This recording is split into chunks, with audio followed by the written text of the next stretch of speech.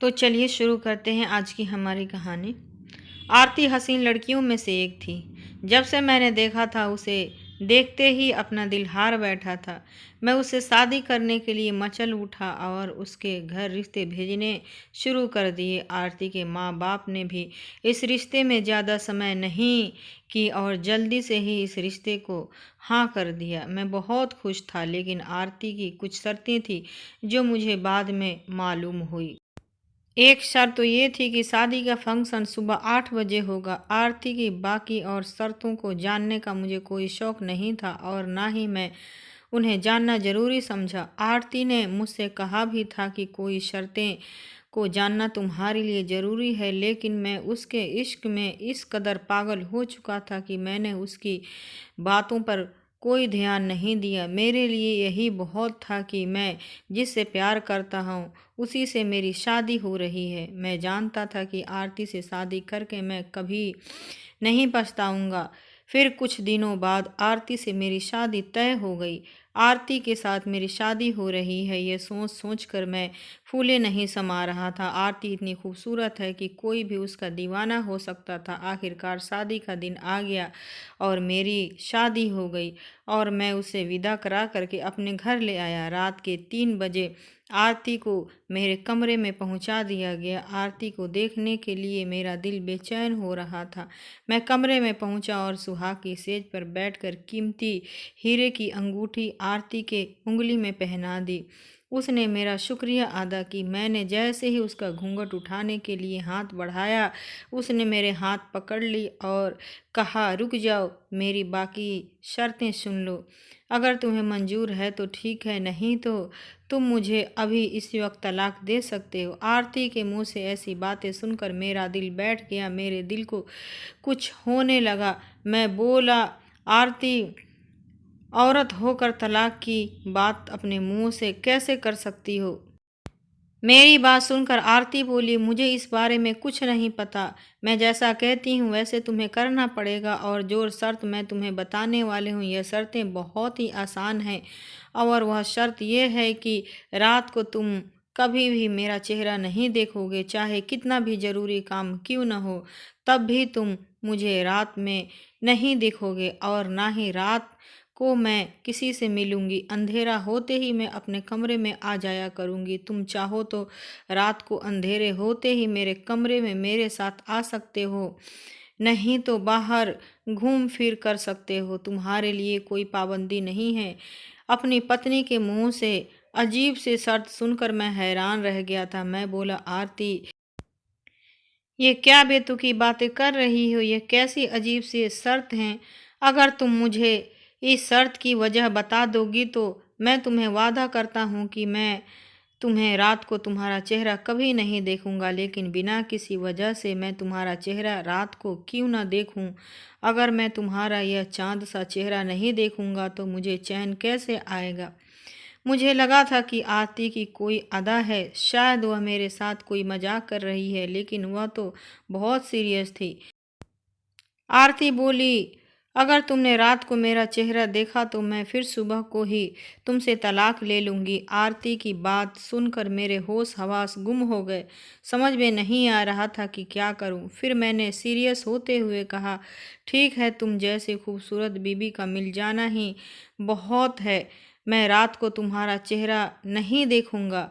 अगर तुम कहो तो दिन को भी तुम्हारा चेहरा भी नहीं देखूंगा। खैर, यह एक जज्बाती कदम था जो मैंने उस समय आरती की मोहब्बत में उठाया था, क्योंकि बाद में शादी के एक हफ्ते में ही मुझे मालूम हो गया कि यह शर्त निभाना कितना मुश्किल है।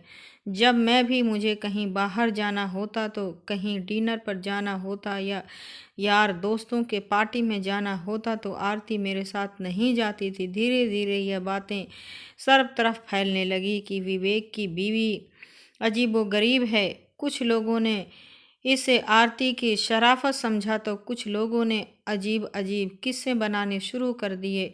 मैं बहुत ज़्यादा तंग आ चुका था। अब तो आरती ने अजीबोगरीब हरकतें करनी शुरू कर दी थी। उसने हमारे कमरे में सारी लाइट्स खराब कर दी थी और उन्हें कमरे से बाहर निकाल दिया।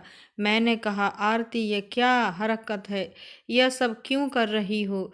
तो वह बोली, मैं ऐसा इसीलिए कर रही हूँ क्योंकि रात को कहीं तुम गलती से लाइट ऑन ना कर दो और कहीं मेरा चेहरा ना देख लो। आरती की ऐसी हरकतें देखकर अब मेरा शक यकीन में बदलता जा रहा था कि जरूर कुछ न कुछ बात है। आखिर आरती के चेहरे में ऐसी क्या बात है जो रात को मैं उसके चेहरे को नहीं देख सकता। लेकिन हम दोनों जो वादा हुआ था, मैं उस वादे पर अटल था। एक रात आरती बहुत ज़्यादा परेशान थी। वह कभी अंदर जाती तो कभी बाहर आती, कभी कमरे में इधर उधर टहलने लगती, कभी मुंह पर हाथ रखती और कभी हाथ पर उठाकर प्रार्थना करने लगती। मैं समझ तो गया था कि आरती बहुत ज़्यादा परेशान है, लेकिन मैंने उसे कुछ पूछा तो नहीं। मैं आरती की एक हरकत पर ध्यान रखता था। आरती हर वक्त किसी का इंतज़ार करती हुई मालूम होती थी। हर वक्त उसकी नज़रें गेट पर रहती या फिर फ़ोन पर रहती। फ़ोन आता तो भागकर फ़ोन उठाती और हल्की आवाज़ में बात करने लगती, लेकिन हम दोनों के बीच शक जैसी कोई चीज़ नहीं थी। इसीलिए मैंने उसकी बातें सुनने की कभी कोशिश नहीं की। लेकिन एक दिन मैंने चेक किया तो मुझे पता चला कि आरती किसी नए नंबर पर बात करती है। जिस नंबर पर वह बात करती है वह उसके मायके का नंबर नहीं था। उसी नंबर पर मैंने कॉल किया तो दूसरी तरफ से कोई मर्दाना आवाज़ आई थी। मैं सदमे की हालत में वहीं सोफे पर बैठ गया। मेरा तो चैन सुकून सब लुट गया था। मेरी बीवी खूबसूरत थी, लेकिन खूबसूरत नहीं थी। आज मुझे पता चला कि शायद वह मुझसे प्यार नहीं करती, किसी और से प्यार करती है। फिर मैंने सोचा, डायरेक्ट आरती से बात करने से अच्छा है कि मैं खुद ही मामले के तह तक पहुंचूं। जब मेरा पूरा मामला खुल जाएगा तो ये भी बात सामने निकल कर आएगी कि मैं रात को आरती का चेहरा क्यों नहीं देख सकता। दिल में पक्का फैसला करते हुए उठ खड़ा हुआ। अगले दिन रोज की तरह मैं जल्दी घर आ गया। उस समय भी आरती घर में इधर उधर बेचैनी से टहल रही थी। मुझे देखती वो हैरत से बोली, आप इतनी जल्दी कैसे आ गए? उसने कई सवाल कर डाले। उसकी हैरानी देखकर मुझे गुस्सा आ गया। मैंने कहा, क्यों मुझे जल्दी घर में देखकर तुम इतनी हैरान क्यों हो रही हो मेरे जाने में के बाद तो तुम ऐसा क्या करती हो जो मुझे देखकर परेशान हो गई हो? वो बोली, नहीं ऐसी कोई बात नहीं थी, मैं तो इसीलिए पूछ रही थी कि आपकी तबीयत तो ठीक है। तभी दरवाजे पर घंटी बजी। मैंने दरवाज़ा खोला तो सामने एक आदमी खड़ा था, लेकिन उस आदमी को देखकर मुझे गुस्सा नहीं आया क्योंकि वह आदमी मेरा दोस्त था। इंस्पेक्टर की वर्दी में खड़ा मेरा दोस्त अमित था। अमित को सामने देखकर मेरा गुस्सा शांत हो गया। हम दोनों एक दूसरे को काफ़ी समय से जानते थे और हमारा आपस में बातचीत भी होती रहती थी, लेकिन काफ़ी अरसे से मेरी अमित से कोई मुलाकात नहीं हो पाई थी। मुझे ये तो पता था कि विक्रम अमित हमारे इलाके में इंस्पेक्टर है, लेकिन कभी उससे मिलने का समय ही नहीं मिल पाया। अचानक अमित को अपने सामने देखकर मुझे बहुत हैरत हुई, लेकिन अमित को मुझसे ज़्यादा हैरत नहीं हुई थी। वह आराम से मेरे गले मिला और बोला, कहाँ थे यार, काफ़ी दिनों से मुलाकात नहीं हुई। मैंने कहा, हाँ यार, बस काम में बिजी था। यह कहते हुए उसे मैं ड्राइंग रूम में ले आया, लेकिन मुझे हैरत हो रही थी कि अमित को कैसे पता चला कि मैं यहाँ रहता हूँ। फिर मुझे याद आया कि नहीं, अभी तो आरती किसी का इंतज़ार कर रही थी और उसी वक्त डोरबेल बजी थी। तो क्या आरती अमित का इंतज़ार कर रही थी? मैंने अमित से यही बात कही कि तुम्हें कैसे पता चला कि यहाँ मैं रहता हूँ? तो वह बोला कि हम पुलिस वाले हैं और हमें अपने इलाके का हर इंसान के बारे में पता होता है कि वह कहाँ रहता है, कैसे रहता है। अमित की बात से मैं सहमत तो नहीं हुआ, लेकिन यहाँ पर मेरा शक और बढ़ गया। मुझे शक हुआ कि जरूर आरती अमित का इंतजार कर रही थी। अमित और आरती के बीच जरूर कुछ न कुछ रिश्ता है। मैंने अपने दिल में सोचा, अगर मेरी बीवी आरती मुझे धोखा दे रही है तो मैं भी आरती के साथ कुछ ऐसा करूँगा जो वो जिंदगी भर याद रखेगी। कुछ ऐसा करूँगा जो उसने सपने में भी नहीं सोचा होगा। फिर मैं अपने मन ही मन में दूसरी शादी की प्लानिंग करने लगा, लेकिन मैंने आरती पर कोई भी बात जाहिर नहीं होने दी। जो भी बात होती मैं अपने दिल ही में रखता। वहाँ पर किसी भी तरह की कोई बात नहीं होती तो उसके सामने हमेशा नॉर्मल ही रहता। अब मेरा अगला कदम यही था कि रात को मुझे आरती का चेहरा देखना है। अगर रात को आरती का चेहरा देख लेता तो अमित वाली समस्या भी सुलझ जाती। कमरे का बल्ब तो आरती ने खराब कर ही दिया था, इसीलिए मैंने अपने पास एक छोटी सी टॉर्च रख ली। आरती कमरे में दाखिल हुई। वो सोने के लिए बेड पर लेटी। मैंने उसके बाजू को कसकर पकड़ लिया जिससे कि वह भाग ना पाए। उसके बाजू को कसकर पकड़कर मैंने उसके चेहरे पर टॉर्च जलाई। उसके चेहरे पर रोशनी पड़ते ही मेरी चीख निकलते निकलते बची। हैरत की वजह से मुझे बोला भी नहीं जा रहा था। हिम्मत करके मैं बोला, आरती तुमने ऐसा क्यों किया मेरे साथ? इतना बड़ा धोखा। मैं तो तुमसे इतनी मोहब्बत करता था, फिर तुमने मेरे साथ ऐसा क्यों किया? मैंने नफरत से आरती की तरफ देखा। आरती का चेहरा एकदम सफ़ेद पड़ गया था। बोली, भगवान के लिए एक बार मेरी बात सुन लो। तुम्हें मेरे ऊपर जो शक है वो शक दूर हो जाएगा। पहले मेरी बात सुन लो। वह रोते रोते मेरे पैरों में बैठ गई और माफ़ी मांगने लगी। मैं चाहकर भी आरती को धुतकार न सका। मैं भी उसके पास बैठ गया और मैंने कहा, बताओ, सारी सच्चाई बताओ। क्या सच्चाई है? आखिर अमित के साथ तुम्हारा क्या रिश्ता है? वो रोते हुए बोली कि आप तो जानते हैं कि हमारा घराना कितना मॉडर्न है। मेरे मम्मी पापा मुझे नौकर नौकरानी के हवाले छोड़कर अपने अपने काम पर निकल जाते थे। मुझे उनकी ज़रूरत होती थी तो वह मुझे पैसों की गड्डियां थमा देते या शॉपिंग करा देते, लेकिन वह लोग ये बात नहीं समझ सकते कि मुझे उनके पैसों की नहीं, उनके प्यार की ज़रूरत है। मेरी माँ मुझे कभी अपने करीब नहीं आने देती। कभी माँ से मिलने का दिल होता तो मैं अपने दिल को समझा कर रह जाती थी। मेरी माँ ने मुझे मना कर दिया था कि मुझसे मिलने ऑफिस में मत आना। जब भी आओ तो पहले फ़ोन कर देना, क्योंकि ऑफिस में मुझे 1000 काम होते हैं। एक दिन माँ से मिलने को बहुत बेचैन थी। सोचा फ़ोन करने से क्या फ़ायदा और ज़्यादा देर हो जाएगी, इसीलिए मैं बिना फ़ोन किए ही माँ से मिलने उनके ऑफिस चली गई। जैसे ही ऑफिस के अंदर कदम रखा तो मेरी रूह फना हो गई, क्योंकि मेरी माँ किसी और के साथ रंगरलियाँ मना रही थी। अपनी माँ का यह रूप देखकर मुझे अपनी माँ से नफ़रत हो गई और मैंने इसका बदला कुछ इस तरह लिया। मैंने खुद ही नाइट क्लब में जाने लगी, अपने अंदर की उदासी को ख़त्म करने लगी। मैं पूरी पूरी रात घर से बाहर रहती। मेरे माँ बाप को पता भी नहीं होता कि उनकी बेटी क्या कर रही है। ऐसा करके मैं अपने दिल को सुकून पहुंचाना चाहती थी, अपनी माँ से बदला लेना चाहती थी, लेकिन मैं नहीं जानती थी कि ऐसा करके मैं खुद को नुकसान पहुंचा रही हूँ। मैं यह काम अपने दिल को तसल्ली के लिए करती थी, लेकिन मेरे दिल को सुकून नहीं मिलता था। एक रात मैंने इस कदर नशा कर रखा था कि मैं अपने होशो हवास खो बैठी।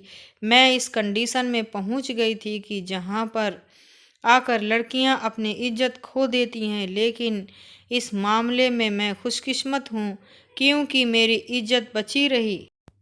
क्योंकि जब मेरी आँख खुली तो मैं अकेले बिस्तर पर लेटी हुई थी। मेरे बिस्तर पर मेरे अलावा कोई नहीं था। कमरे में भी कोई नहीं था। कमरे की सजावट से लग रहा था कि किसी शरीफ लड़के का कमरा है। थोड़ी देर में वह लड़का आ गया जिसका वह कमरा था और उस लड़के को देखकर मैं समझ गई कि ये लड़का वाकई शरीफ है, क्योंकि उसके चेहरे पर दाढ़ी थी और उसकी नज़रें झुकी हुई थी। वो लड़का मुझसे बोला कि मैं किसी काम की वजह से रात नाइट क्लब में गया था, वहाँ पर आपको बेहोश पाया तो आपका ख्याल रखते हुए आपको अपने घर ले आया। अब आप ठीक हैं ना? चलो मैं आपको आपके घर छोड़ दूँ। मुझे उस लड़के से बेहद नफ़रत महसूस हुई। दाढ़ी वालों से तो मुझे वैसे भी बहुत नफ़रत है। और फिर मेरी माँ का चेहरा भी मेरे सामने आ गया। फिर मुझे और भी ज़्यादा नफ़रत होने लगी, क्योंकि मेरी माँ भी शरीफ होने का ढोंग करती थी लेकिन शरीफ नहीं थी। वह लड़का मुझे घर तक छोड़ने आया, लेकिन मुझे उससे बहुत ज़्यादा चिढ़ हो रही थी। मैंने उसका शुक्रिया भी अदा नहीं किया और गेट से ही वापस लौटा दिया। मेरी ज़िंदगी रूटीन पर वापस आ चुकी थी, लेकिन वह लड़का मेरा अब भी पीछा करता।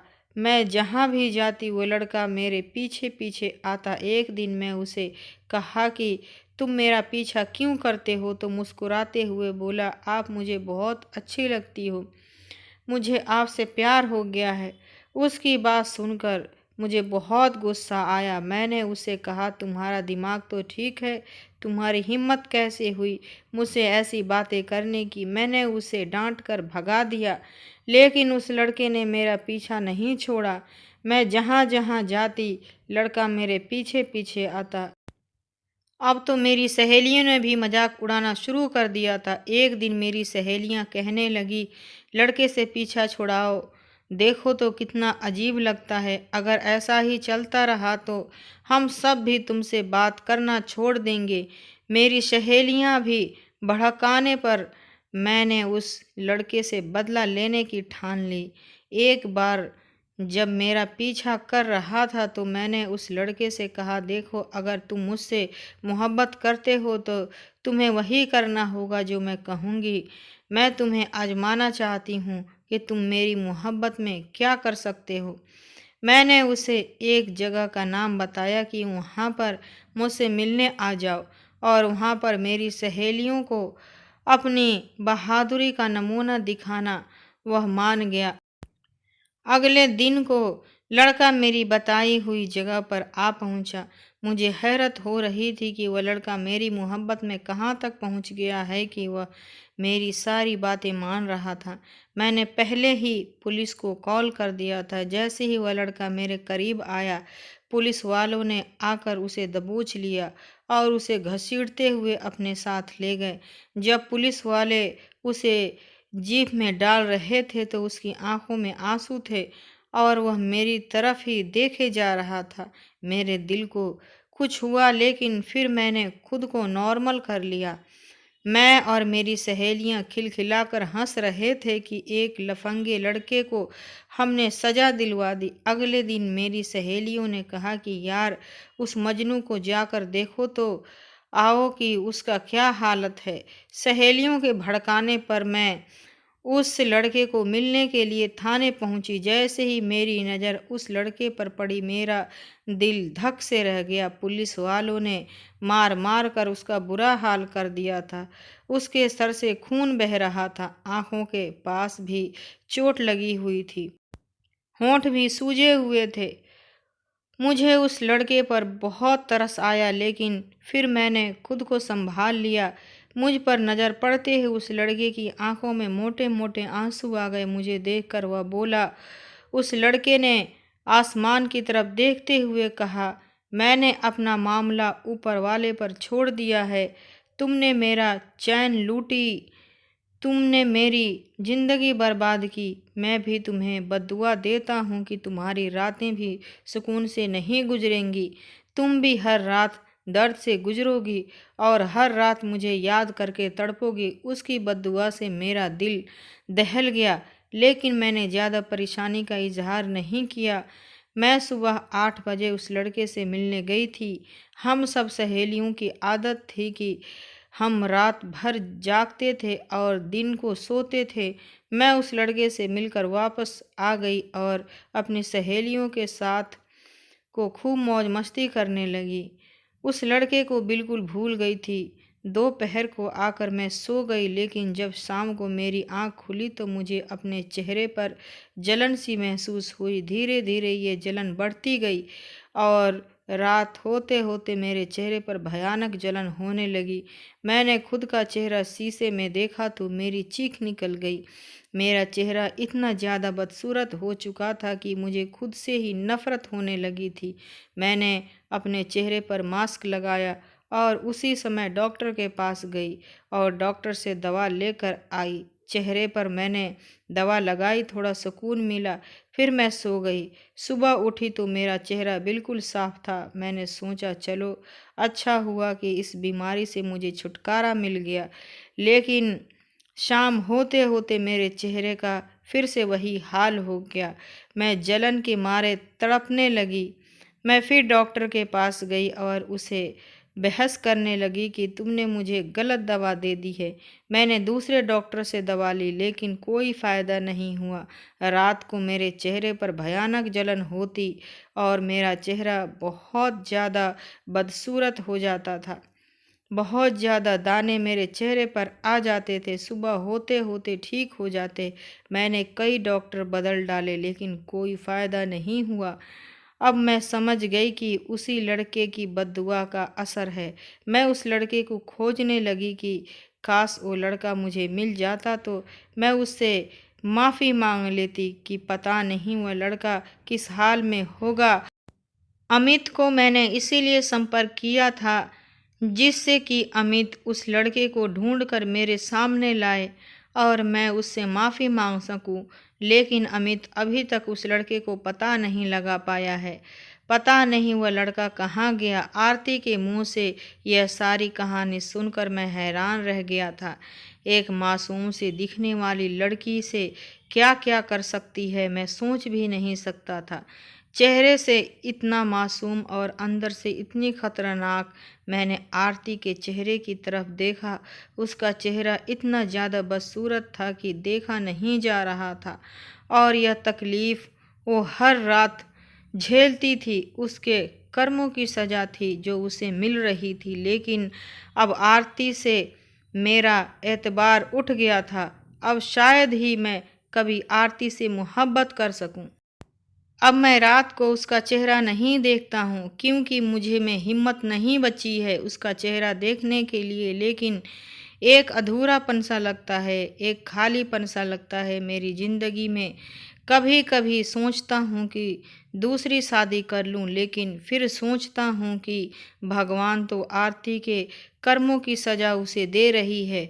फिर मैं क्या चीज़ हूँ जो उसे उसके कर्मों की सज़ा दूँ। हो सकता है वह लड़का कभी मिल जाए और आरती को माफ़ कर दे, तो शायद उसकी सज़ा कम हो जाए। मैं उस दिन का इंतज़ार कर रहा हूँ कि शायद मेरी ज़िंदगी में खुशियाँ वापस लौट आए। अगर आपको हमारी कहानी पसंद आई हो तो वीडियो को लाइक करें। चैनल में नए हो तो चैनल को सब्सक्राइब ज़रूर करें। धन्यवाद। फिर मिलती हूँ अगले वीडियो में। जब तक के लिए बाय बाय।